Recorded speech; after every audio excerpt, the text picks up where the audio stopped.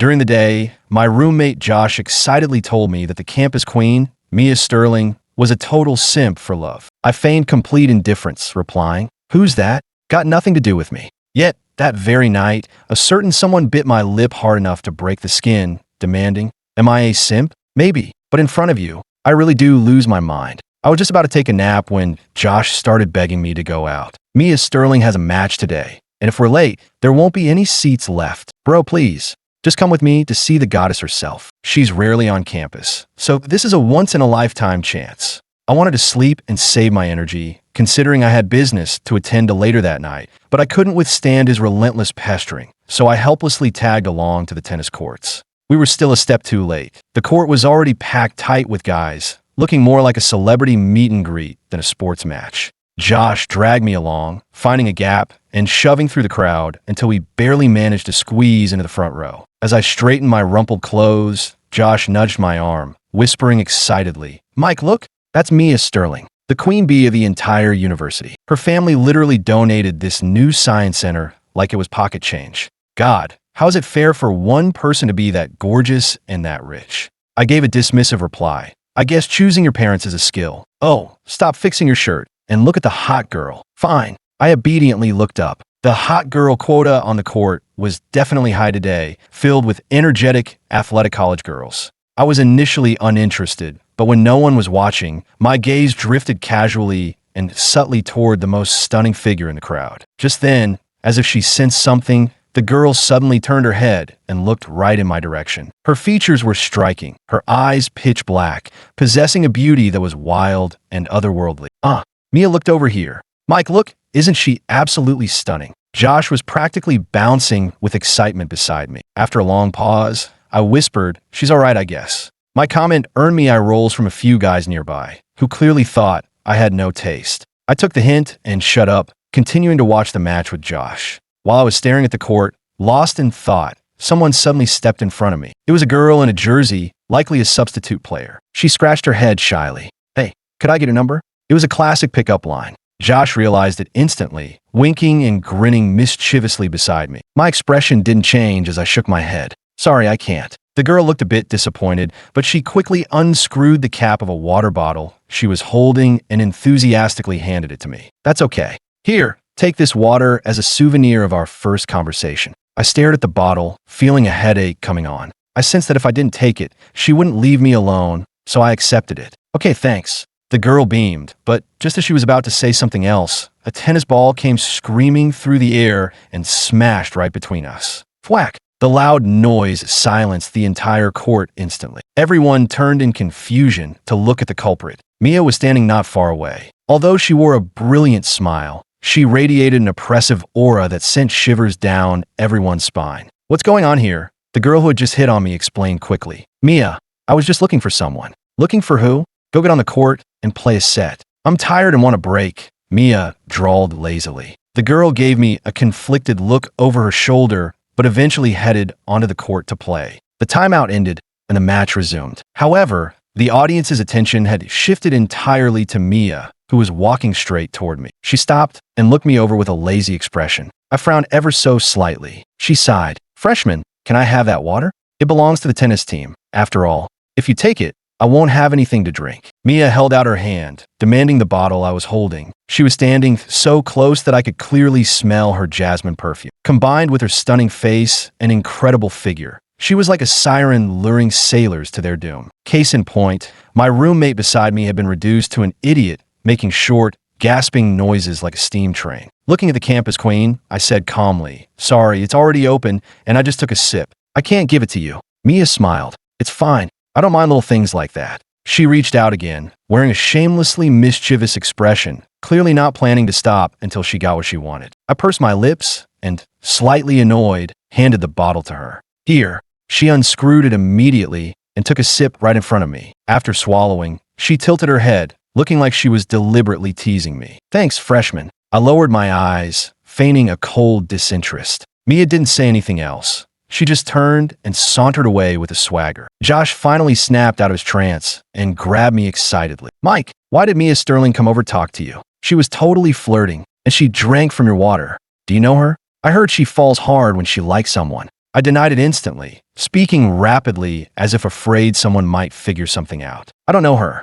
It has nothing to do with me. Afterwards, Josh felt bad about making me stand in the blazing sun for the whole match, so he treated me to boba tea during halftime. We sat in the air conditioning, sipping our drinks, while cheers from the nearby courts still drifted in. Chants of "Mia is so hot" rose and fell, only stopping when a match finally ended. Josh sighed. Only Mia Sterling could make all the guys on campus go this crazy. Mike, seriously, you really don't know her? He couldn't resist asking again. If you don't know her, that's weird. Why would she go out of her way to tease you? Just bored, maybe? I fiddled with my phone, distracted. Josh didn't press further, instead gazing toward the tennis courts with a lovelorn expression. Mike, do you think I should work up the courage to ask for Mia's iMessage or something? If you like her, you should just... Never mind. I don't actually like her like that. I just think she's gorgeous. Besides, I know my place. If I looked like you, I'd definitely try to be friends with her. I looked up and countered seriously. That's not true. You're way more handsome than I am. Josh looked ready to cry with gratitude. Bro, you're the best.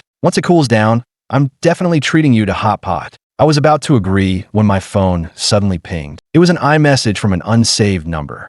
It read, "Come to the Westgate." I locked my screen and regretfully turned down Josh's offer. I have something to do tonight, so I can't grab dinner with you. Rain check. Josh nodded knowingly. Is it that sick relative you have to take care of again? I nodded slowly. Yeah. All right. Are you coming back to the dorm tonight? No, I won't be back. After saying goodbye to Josh, I walked alone toward the Westgate. I passed a few guys still excitedly discussing the match, their topic invariably centering on the campus queen, Mia Sterling. I didn't slow down. The Westgate was small and secluded. Since there were no shops outside, students rarely used this exit. As soon as I walked through, an arm wrapped around my waist. Before I could speak, my mouth was covered in a fierce kiss. Between ragged breaths, she mumbled a threat against my lips. You dare accept water from someone else and smile that sweetly? I should kiss you to death right now. I helplessly reached up and tugged at her hair, whispering a plea for mercy. Mia, take it easy. Yes, it was Mia Sterling, the same golden girl who had been the center of attention on the court today. On the surface, we had zero connection, like two parallel lines destined never to meet. But in secret, we did every intimate and reckless thing couples do. On many nights, in her off-campus apartment, on that soft, king-size bed. Yet, we weren't actually a couple. This whole situation started because I got drunk at a club party during my freshman year. Mia, who was there welcoming new members, also had too much to drink. Through a series of misunderstandings, two drunk people ended up crashing in the same room. Fueled by alcohol and darkness, vague thoughts spiraled out of control, leading to a clumsy, reckless mistake. When we sobered up, we both tried to act cool and bury the incident. But afterward, we both found ourselves craving more, unable to ignore the itch. So, by unspoken agreement, we let the mistake continue. We agreed to keep a secret, so in public we acted like strangers, while in private, we couldn't keep our hands off each other. This arrangement had been going on for over a year. At first, Mia was pretty good to me. Despite her lazy personality, she never flirted with other guys. She saved all her teasing for me in private, being both dominant and gentle. As a guy who had just turned 18, I was clueless about relationships. But Mia took care of me constantly, buying me gifts, planning surprises, cuddling with me during dumb comedy movies, doing my laundry, and even cooking for me. Gradually, she became overly clingy, practically glued to my side, and constantly jealous. If anyone hit on me, she'd get pissed off. Looking back, Josh was right. She was definitely a simp. Her behavior on the court today was just her acting out because she was annoyed. On the rare nights we weren't together, she insisted on staying on a call while we slept. I was too scared of being caught to speak in the dorm, but she would whisper clingy, sweet nothings into my headset, calling me baby, saying how much she missed me, and talking about how much she wanted to kiss me. I didn't know how to handle this strange possessiveness. It felt off as if I really was her beloved boyfriend. What are you thinking about? I've been talking to you, and you're ignoring me. Mia had her arms around me, leaning us against a large tree, pressing her face against mine with dissatisfaction. I snapped out of it and shook my head. Nothing. You just bit my lip too hard again. Is it numb? Let me see. It's just a little swollen. I'll kiss it better. She leaned in and kissed me a few more times, holding nothing back. The wet, intimate sounds echoed in the quiet air of the Westgate. My face flushed bright red. Even though the Westgate was deserted, I was still nervous. Mia didn't care at all. She kept pecking at my lips while whispering things that made my knees weak. Haven't seen you in a few days. Miss me? I did. And what did you call me just now? She raised an eyebrow. I didn't catch on immediately, but then I realized she was annoyed that I'd used her full name when I pulled her hair earlier. I wrapped my arms around her, trying to soothe her with a soft voice. I missed you, wifey. Mia looked satisfied. She gazed down at me, her eyes burning with intensity. Did you tell your roommate you're not coming back tonight? I did. I nodded, biting my lip. She smiled. Good. Let's go home. She was particularly wicked that night, forcing me to call her wifey over and over again. I crumbled and obeyed, later hating myself for having no backbone, wondering how I could be so easily bewitched by her calling me baby. Just then, while lying in my arms scrolling through her phone, she got a call. She answered lazily. Spit it out, I'm busy. Her roommate Sarah's loud voice boomed from the speaker. I do, and it's huge. Mia, that hot guy you were flirting with at the tennis court today? I asked around for you. His name is Mike, and apparently, he's the hottest guy in his college. Hearing my name, I leaned in confused. Why is she asking about me? Mia glanced down at me, her hand moving to gently pinch my ear. And Sarah burst out laughing. I don't know if you guys are a match, but after you flirted with him today, he turned around and told everyone he doesn't know you and wants nothing to do with you. He even called you a simp. Basically, he's totally not interested, Mia. The hand rubbing my ear froze. Then Mia let out a cold laugh. Fine. If he doesn't know me, he doesn't know me. I gotta go. She hung up, flipped over, and straddled me, resuming her kissing. This time it was even more aggressive. I was pretty sure she actually broke the skin on my lip. Not understanding where this sudden anger came from, I didn't dare struggle and just went along with it. Mia's expression finally softened a little. Don't know Mike, huh? Then what was all that wifey stuff just now? My lips stung, but I ignored it, asking quietly and anxiously, Mia, are you mad? Maybe a little. But didn't we agree not to reveal our relationship to anyone? What if I want to reveal it? Mia stared straight at me as she said this, her gaze deep and intense, in a way I couldn't quite read. Before I could respond, Mia sighed in frustration. Forget it, you don't get it. Let's just go to sleep. And for the record, I'm not a simp. Unless you say, baby, kiss me, then I lose my mind. She blushed rarely after saying that. I stayed quiet for a moment, amused by her reaction before giving in. Okay.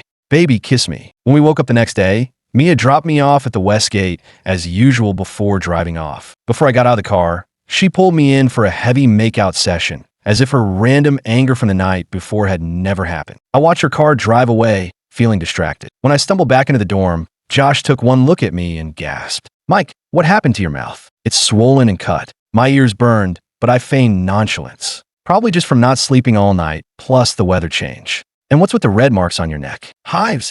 I tugged at my collar self-consciously. Taking care of a sick person is hard work, man. I feel for you, bro. I forced an awkward smile. It had been a long night of physical exertion. My back was sore, and I was exhausted. Just as I was about to put some ointment on my lip, my phone pinged. It was an iMessage from Mia. Baby, you left your lighter in my car. Want me to bring it to you? Or keep it until next time? Keep it. I didn't think much of it. After morning classes, Josh and I went to the cafeteria. It was peak lunch hour and insanely crowded, so we found a secluded table to eat. My lips still hurt, so I was eating slowly. Suddenly, a bunch of guys in the cafeteria turned their heads toward the entrance. Josh grabbed my arm excitedly. Look, it's Mia Sterling. I try not to look, but I couldn't help myself. Mia was buying food with her roommate, Sarah. Sarah said something that made Mia smile her lazy smile, revealing a small cut on her lip for everyone to see. Did I really bite her that hard? My ears burned, and I quickly looked down. After gossiping for a while, Josh noticed my shifty, embarrassed expression and looked confused. Mike, you okay? I'm fine. My mouth just hurts. I'm gonna go buy a water. You want anything? Diet Coke. Thanks. I got up and headed toward the small convenience store next to the cafeteria. The store wasn't crowded, so I went straight to the drink aisle. A moment later, I heard lazy footsteps approaching from behind, and then arms wrapped around me. Someone pecked my cheek. I didn't pull away or turn around, just glanced anxiously at the other end of the aisle, terrified someone might see us. Mia, let go. No, that's what you get for ignoring me in the cafeteria. She squeezed tighter. I whispered in explanation. I did look more next time, but only at me. Okay. I nodded obediently. Mia kept holding me, being affectionate. Rumors that she had a boyfriend were spreading like wildfire, and she didn't deny them, leaving plenty of guys heartbroken. While Josh gossiped about it to me, I had just texted, "Good night, wifey," to Mia. She instantly replied with a steamy selfie that made my face burn. Mike, why are you grinning like that? I suppressed my smile. Just saw a funny video, right? I'm so curious what Mia Sterling is like when she's chasing someone. Since she's a simp, she's probably the super possessive type. I didn't reply. Josh was actually spot on. because it felt like Mia really was chasing me lately. At her apartment, she would suddenly tell me she liked me and force me to say it back. When I finally whispered it, overwhelmed, she'd get incredibly happy, like a golden retriever wagging its tail at the sight of food. Even on campus, she started showing up around me more often, creating public interactions. Until that day, Mia told me she was at the courts and asked me to bring her water. I agreed without hesitation, but when I got there, I saw a guy standing in front of her. He pointed at the snacks in her hand. "Can I have some?" "No." Mia turned to leave and naturally spotted me, standing there like an idiot. She raised an eyebrow and walked straight over to me. "Why are you zoning out?" Her voice was low and magnetic, tickling my ears. The guy looked over too. Keeping my expression neutral, I pulled a water bottle from my bag. "Here's your water. I'm leaving." "Wait." She grabbed my wrist and leaned close to my ear. "I miss you already, baby. Come over tonight." As she said this, I looked up, my gaze drifting over her shoulder to the guy, whose face had gone dark. I thought Mia would ignore him like she did everyone else. But a few days later, rumors started flying that Mia was dating him. People said they were always together, eating, going to class. He was always on the sidelines when she played tennis. Someone even snapped a photo of them at the movies. When people asked him about it, he just gave a shy, ambiguous smile, basically confirming it. When Josh told me all this, I kept a straight face. "That's nice. They look good together." Josh nodded. "They do. But knowing Mia, if she were really dating someone, wouldn't she tell the whole world? Why is she letting the guy do all the confirming? I don't know. Whatever. It's got nothing to do with us." "True. We're just here for the tea." Josh wanted to keep chatting, but I claimed I was tired and went straight to bed. Behind my privacy curtain, I pulled out my phone and stared at my chat with Mia for a long time. I hovered over the delete contact button, hesitating, but in the end, I did nothing and just went to sleep. I thought I was losing my mind. I was starting to feel this irrational possessiveness over Mia. Hearing about her being close to other guys made my chest feel heavy and tight, turning into a bitter jealousy that left me silently crying into my pillow. But we were just in a fragile arrangement that could end at any moment. Wifey and baby were just things we said in the heat of the moment. How could that turn into love? I started distancing myself from Mia. I stopped replying to her texts immediately. When she asked me to come over to her apartment, I made excuses. When she asked me to watch her play, I said I was busy. If she showed up near me, I turned and walked the other way, refusing to interact with her. I couldn't catch feelings. I couldn't be a burden. After I rejected her enough times,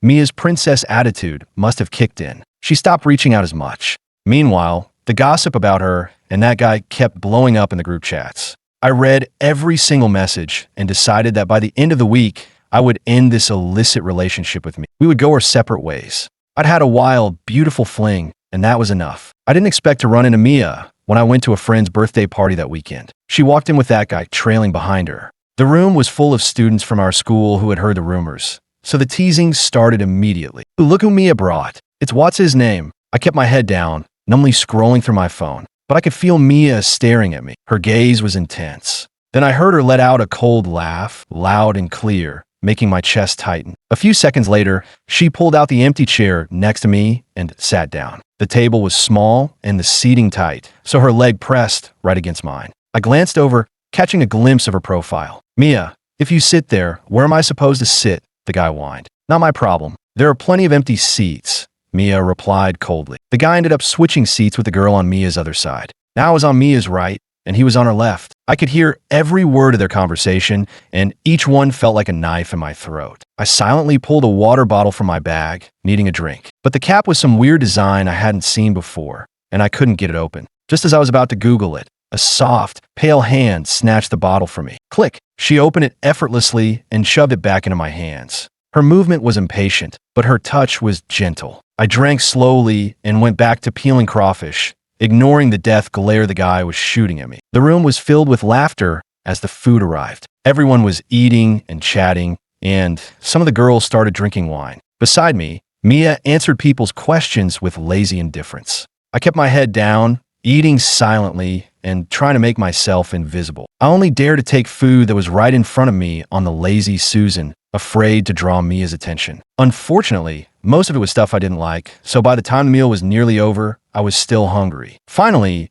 a dish I actually liked arrived, but the server placed it on the opposite side of the rotating table. No one over there was touching it, so I reached out to turn the lazy Susan, but someone else spun it first. I waited, but every time I tried to reach for it, someone else moved the table. After a few failed attempts, I sighed and put down my chopsticks. Forget it. I just grab a late-night snack back on campus. While I was wallowing in self-pity, Mia, who hadn't eaten much either, suddenly reached out. She started turning the table. When she moved, everyone else stopped. She spun the dish I liked right in front of me, then tilted her head and lifted her chin at me. Eat, idiot. The nickname was so intimate. It was like she wanted everyone to know we knew each other. The whole table turned to look at me. I kept my voice deliberately cold and polite. Thanks. Mia wasn't letting me off that easy. She slowly brushed her leg against mine. Mike, I help you out. All I get is one word. I leaned in helplessly, my eyes locking with hers for the first time that night. Mia, thank you so much. You're such a nice person. Is that better? I enunciated every word,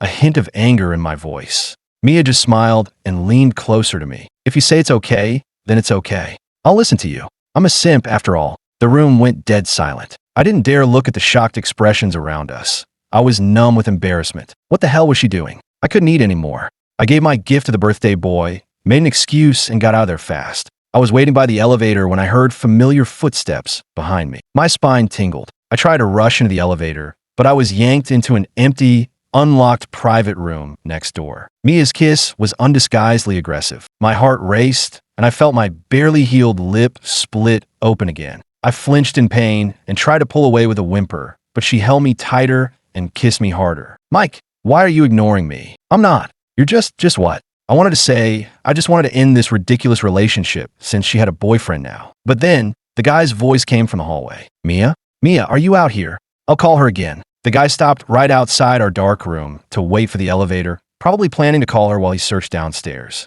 I panicked. If Mia's phone rang now, he'd hear it and find us. It would be a disaster. Seeing my panic, Mia calmly took out her phone. Right in front of me, she turned off silent mode and cranked the volume to the max. I was horrified. Was she crazy? But Mia didn't care. Her eyes burned into mine. So why are you ignoring me? Do you not want me anymore? How can I not want her? I wanted to be with her forever. But she had a boyfriend, and I couldn't be the secret side piece. I had to bury my feelings. I hurriedly whispered, yes, I want to end this. Mia, what we have isn't right. We can't keep doing this. Then what are we? I glared at her. Was this really the time for questions? Can you turn off the volume? Mia didn't move, just stared at me. I snatched her phone and flipped the mute switch. A second later, the guy's angry voice drifted in. Damn it, did Mia just block me? I held Mia's silent phone, blinking in confusion. Blocked? She blocked her new boyfriend? The guy stormed off, and the hallway fell silent again. The dark room was dead silent. Mia seemed to realize what I was thinking. She took her phone back and tapped it lightly against my cheek, a rhythmic, quiet sound. It didn't hurt, but it felt humiliatingly intimate. Mike, you didn't think I wanted to date him publicly and play with you in secret, did you? I didn't dare pull away. My gut told me Mia was genuinely angry. She looked like she wanted to devour me, but she was holding back to talk first. I stammered, isn't that it? Mia smiled. I do want that. My heart sank, but I only want to do it with you. My heart leaped into my throat, pounding so hard my ears rang. What do you mean? I don't know that guy, and there's nothing going on between us. He's annoying as hell. Actually, he keeps chasing me no matter how many times I reject him, but I can't just curse him out. But you're different. Just thinking about you puts me in a good mood.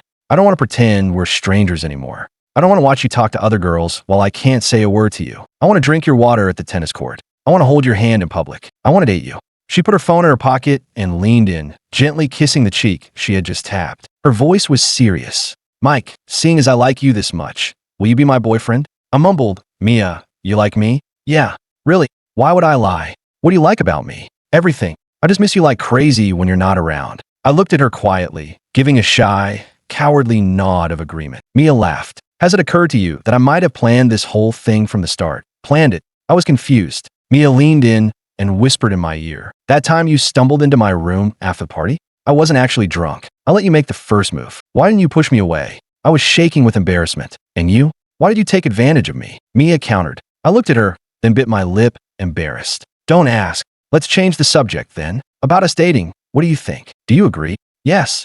I agree to everything. She laughed softly, and the sound of my own heartbeat was deafening. The truth was, the moment I saw Mia at that party, I was a goner. She was so beautiful, I couldn't look away. Whether she planned it or I just got lucky, it was love at first sight. Bonus, Mia's POV. Look at that hot guy. I was sitting in the shade, focused on my game, completely ignoring Sarah, who was vibrating with excitement like a hyperactive puppy. Look, the freshmen this year are so hot. If I ask him for directions, do you think he'll give me his number? Do you not own a mirror? I retorted without looking up. Screw you. I'm going to see which club he joins and join it too. As his senior, I'll shower him with affection. He'll be so moved he'll fall in love with me. It's September. Your love is just going to be annoying. Get a grip. She kept nagging me, calling me a bad friend until I finally looked. Annoyed, I put down my phone and looked up. Damn, I cursed under my breath. Sarah wasn't wrong. He was hot. Sarah had already moved on to ogling other guys. So I checked the sign-up sheet the guy was filling out.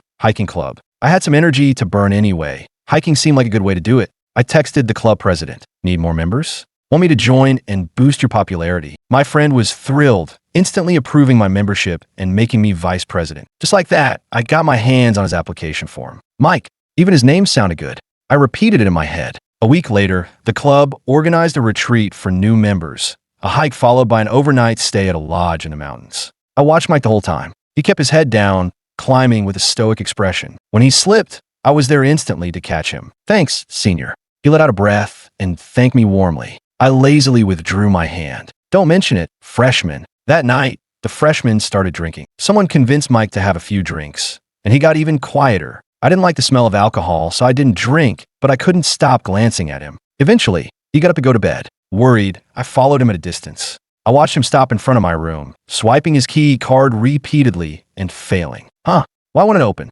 Is the door broken? He mumbled drunkenly. As he rambled, he started talking about me. The campus queen, her family donated that building like it was nothing. How can one person be that rich and beautiful? He scratched his face, then suddenly turned and stared right at me. I suppressed a smile and tried to sound tough. Hey, what are you looking at? You look good. How good? Good enough to kiss. I swallowed hard. After a long pause, I said, then kiss me. He hesitated, but the alcohol gave him courage, and he actually did it. The kiss was clumsy, soft, and tasted of alcohol, igniting a fire in me that I couldn't control. Mike, if you go back to your room now, you can still save yourself. But I want to kiss you again. He looked at me with puppy eyes, despite acting like a total player. My brain raced through the consequences, but I landed on one thought. Screw it. Hook him now. Chase him later.